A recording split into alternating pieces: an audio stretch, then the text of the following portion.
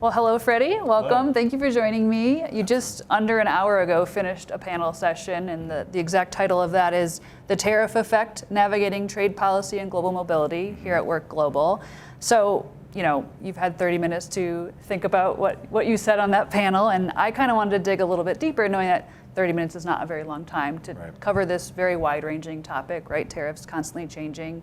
You mentioned on the panel that there's just been, yesterday or today, new things happening in this space. So, knowing that we want to stay relevant here, we don't want to necessarily mention everything that's happening because things happen and it keeps moving along, and we want to keep, stay relevant. But I did want to ask you some questions from the panel. But first, maybe introduce yourself to the audience in case they don't know you. They may know you, but Absolutely. Let's hear it. I'm Freddy Paxton with Paxton International, based in Washington, D.C. We're a global logistics company, 4 generations. One of the things that we focus on is our boots on the ground philosophy, which is we've been to Hall 194, if you include Palestine, UN nations. Mm-hmm. And as myself, I've been to 104. Oh, wow. So we're always trying to get the local knowledge, understand what's really happening on the ground. And so the tariffs piece was a really important one. Yeah. Because many times you can figure out other alternatives locally with trucking, air freight, other things that might come up to get around the missed sailings or the blank sailings and the rolling of the vessels, or rail. Rail's an option. So we've been looking at a lot of alternatives, and having that background helps us find solutions to this really new situation that we're dealing with this huge uncertainty. Yeah, absolutely.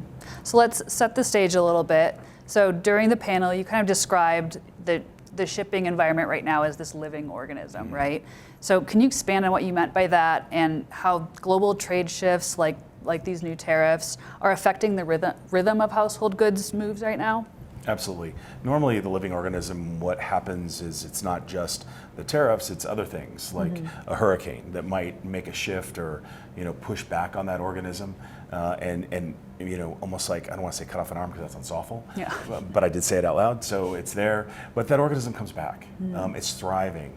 It helps us get food. It helps us get toys for the kids. It helps us get medical products, medicines.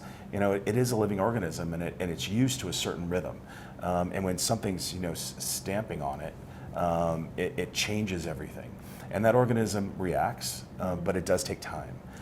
So when the first tariffs, even before the first tariffs were announced, the shipping industry realized. Mm-hmm. And so they started moving vessels to locations to prepare for that. Yeah. So that took a couple months. You have to get the containers, the chassis, the mm-hmm. vessels, all of that aligned to where you believe this is going to be happening. And so as the tariffs kind of continued, multiple countries were hit. India, places like, of course, China, Brazil.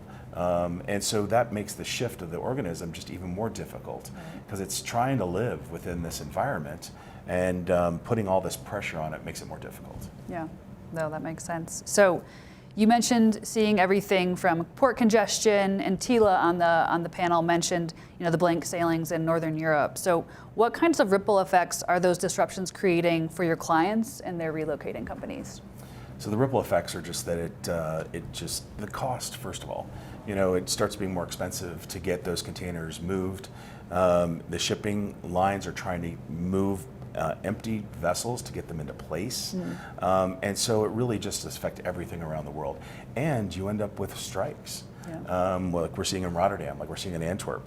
So it really causes multiple problems that are not just the tariffs, but other things like strikes that then inhibit the living organism coming back. Sure.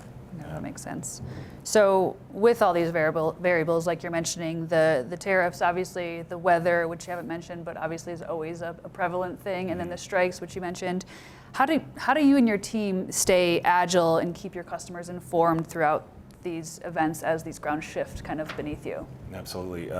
So we have daily meetings to talk specifically about congestion, about pain points, in the shipping process, so everybody's aware.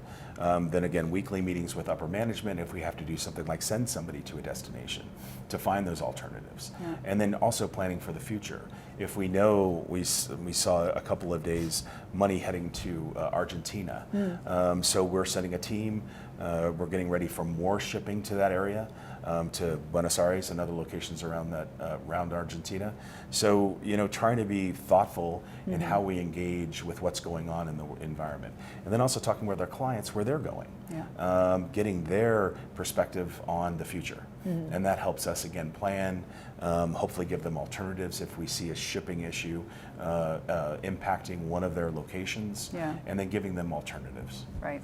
No, that makes sense. I mean, that kind of segues really well into my next question, which is, on the panel, you've emphasized the value of transparency and that partnership. So, what are really, other than constantly communicating, what have been some of the best, approaches you've taken to make sure you're staying in connection with them?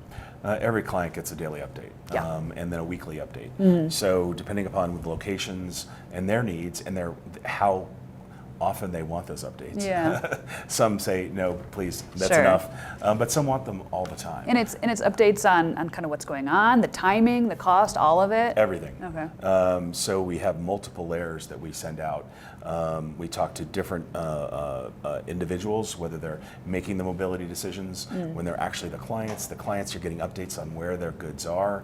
They're getting links to track, depending upon the location and the vessels that that we're utilizing.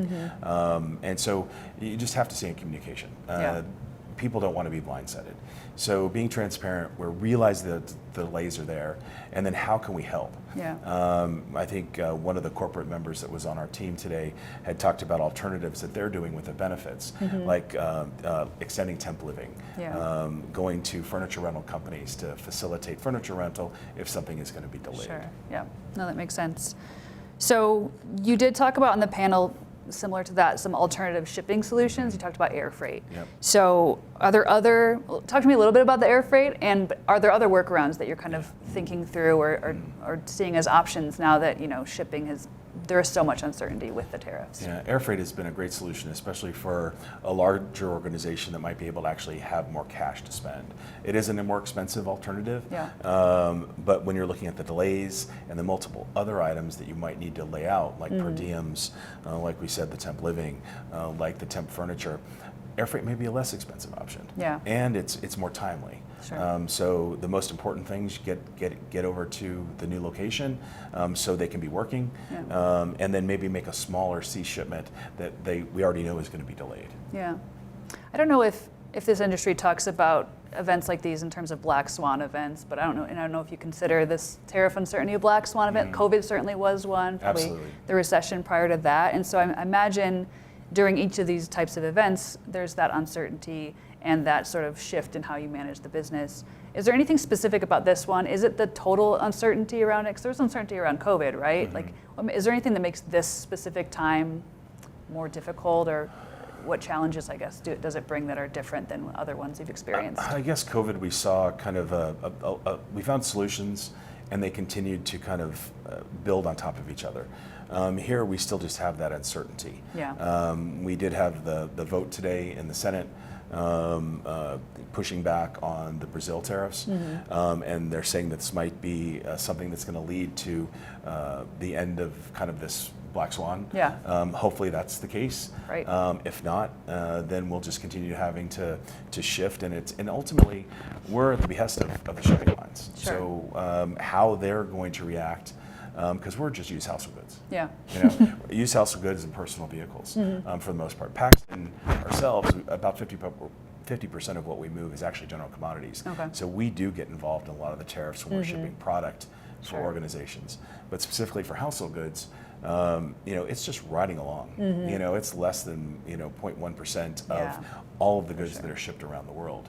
So we need those vessels. We're taking up a small space, and when that availability is not there, we can't get the right container in place, or our items are on that ship and it goes right by the port. That it's supposed to disembark on. It's a lot. It's a lot. So, and that's something that we can't always see coming.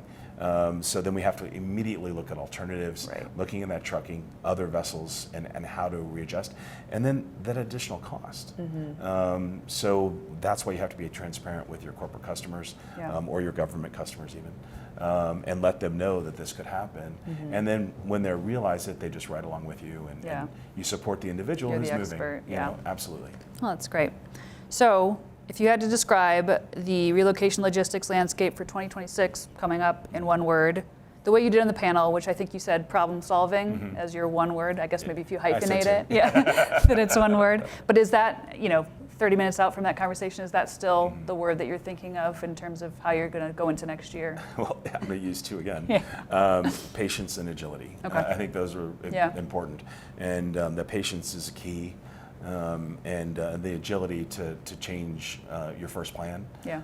We go in making multiple plans, and we actually have a whole routing plan that we start off with, but that ability to change it and have alternative plans. So we always say plan A, plan B, plan C. Right now we need a D, E, and F. Yeah, So. of course. Well, that's awesome. Well, Freddie, it's been a pleasure speaking with you today. It was great watching your panel here at WERC Global, so thanks for being a panelist. Thanks for Absolutely. supporting the industry and WRC, and thanks again. Thank you, Alexa. All right, thanks. Take care.